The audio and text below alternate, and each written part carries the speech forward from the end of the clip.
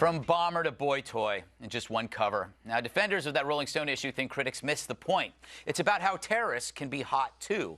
Maybe for the mag's clueless edit staff, that's an epiphany, but not for me. Pretty Boy Floyd got that name for a reason. Here's the real truth. Rolling Stone simply inserted evil into the cliched bad boy formula.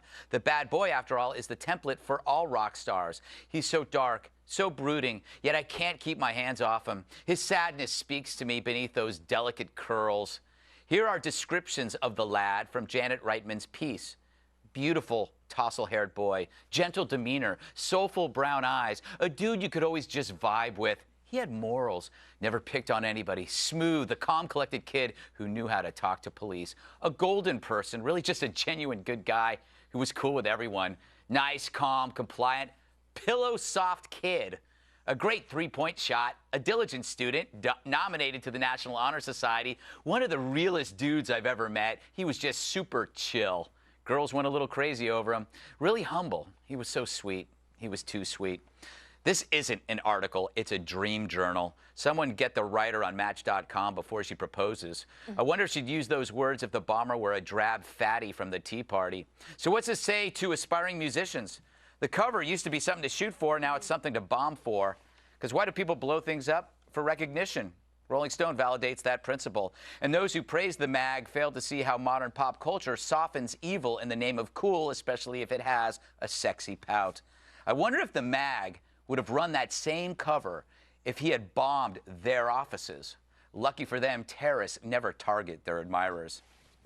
You know, that was a description of me. Shh. All right. Sorry. Oh, there goes my thing. The thing. All right, so I got a nice little blow-up of the cover. I used to be a magazine editor, so I always like to add a little criticism when I see something I don't like, and I really think you could improve on this. By the way, I'm not advocating that you go into, say, a Barnes & Noble with a pen and do this yourself, because that would be wrong. I'm just saying I would never advocate going in with a magic marker into a store where this is and, I don't know, maybe drawing some. Hey, how's that for a little mustache? You like that?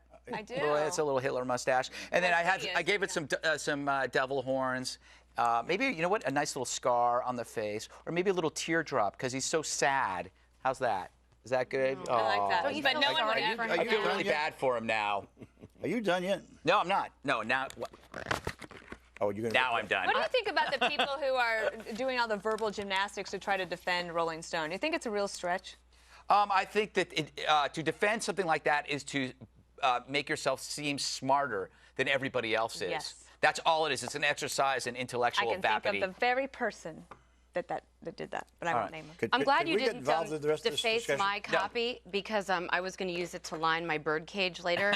And Jasper's dog cage. I won't. I will detonate.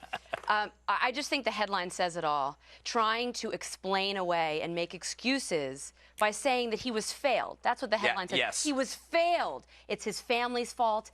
It's the school's fault, the school that he got a scholarship from Bostonians to go to. It was our fault. It was society's fault. And ironically, Greg, the fog is starting to lift a little bit in Boston because Boston gives birth to these apologists for terrorists in their institutions, their universities. They've apologized. This kind of propaganda comes out of cities like Boston. So it's refreshing to see people in Boston now upset with liberals like Jan Wenner and liberal rags like Rolling Stone who have apologized. Can I make a point? If you don't like it, don't buy it. They've got every right in the world to put this thing out, and if they don't like it, just don't buy it. A lot of people aren't buying, a lot of people aren't advertising. Really? That's fine. That's your right, but they have every right in the world to run this cover.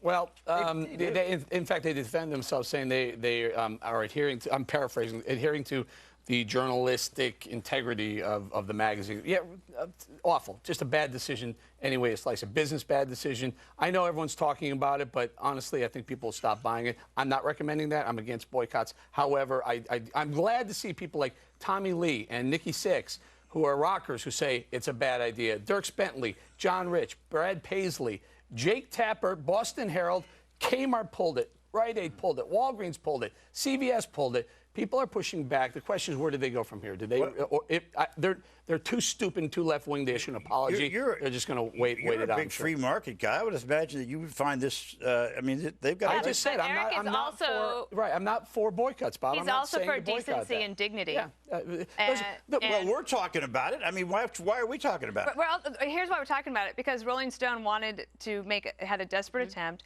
to get some attention. Well, they got it. I actually don't think that it went the way that they thought it was going to. And I wonder, it wasn't just one person's decision to put this on the cover. Yeah. You know, they Right? also sent these to us and they said, don't open it. And how many people at a magazine have to approve a cover? Tons, right? About 4 or 5 people. Wait, and they call this real journalism? Yeah. Well, it is a step up from the in-depth look at Selena Gomez's lip gloss. Oh, Hey, Greg, they say we couldn't open this thing. Now they sent it to us. We can't open it. No, don't. Why? No. It's some Oh, no. Okay, I didn't do it. All right.